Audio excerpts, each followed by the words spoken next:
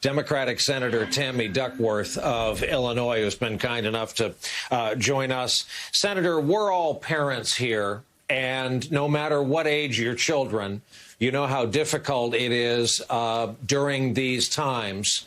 Say nothing. I mean, you, of course, have the littlest one of all at home, and say nothing of the fact that we're battling this propaganda from the White House, and undoubtedly you're going to have some Americans looking to see where they can get their pine-scented internal cleaning injection today, and it's just all kinds of wrong.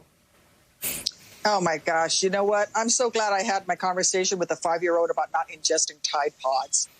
Even she knows that injecting bleach into the human body is not a good thing. This is a ridiculous thing that the White House, the president himself has said. And, you know, but look, speaking to what you said earlier, Brian, I mean, if this president came out and actually apologized or actually said, you know what, I misspoke, I was wrong on anything that he said that's been a lie or been a mistruth in his last 3.5 years in office, he could do that every day until November and still not get through every single lie that he's told. In the meantime, talk about your constituents. Talk about your constituents who have now missed rent, missed mortgages, and talk about your constituents who, like every member of the Senate, you have people back home who never dreamed they'd be in line at a food bank, and here they are. Exactly. So, you know, if you are hungry, like I was as a child, and you have hungry children, if you have missed your paycheck, you've missed your rent payments, you're out of work, you're scared right now. And this is a tough country, and we are strong people. But it would be really helpful. We had a real leadership in the White House that was doing things like, say, coordinating the efforts to getting medical supplies out to all of our states instead of telling us governors, go and fight each other for it. Let it be the Wild, Wild West. You know, we have farmers right now who are plowing under crops and dairy farmers who are flushing milk down the drain because they are not allowed to ship them to the food pantries. We've asked Secretary Perdue of the Department of Agriculture to please change the rules, at least during the COVID-19 pandemic, to allow some of these foodstuffs to be donated to the to food pantries. But we still haven't heard anything back from him. It's very unfortunate.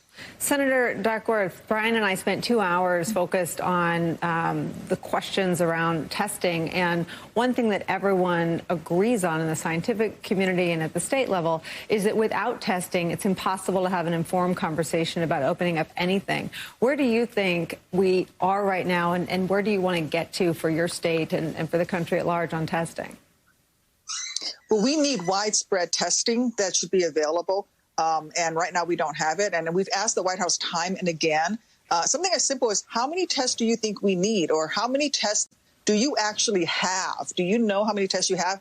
And FEMA can't answer that question. The Trump administration does not know how many test kits they even have access to or can move around the country, or even which states need some the most. It's a basic math problem, and they can't figure it out. We can't move forward without advanced and widespread testing program. You know, I would hate for us to reopen the economy, everybody goes back to work, and then a second more deadly wave hit the country because we didn't have enough testing.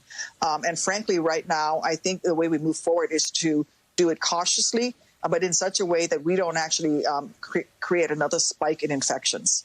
Mitch McConnell yesterday said that states that are struggling can file for bankruptcy. Of course, that's not a thing, not legal. Where do you come down on what should be done for states that are struggling instead of or before they're in a position where they even contemplate something like that? Well, one of the things that can be done right now is the Trump administration can release the funds that we passed in the CARES Act several weeks ago that included $150 billion to go to states and local municipalities. The first $50 billion of that was supposed to go to each of the 50 states. And then we asked them to please send some of the money to the local municipalities so they don't have to go through the State House for them. But the Department of the Treasury refused to do that, said it was just too much trouble, too much hard work. But they can release that money to the states and let them start paying some bills. And also, we need to release the money to hospitals as well, because they need the money. They're on the front lines of this pandemic.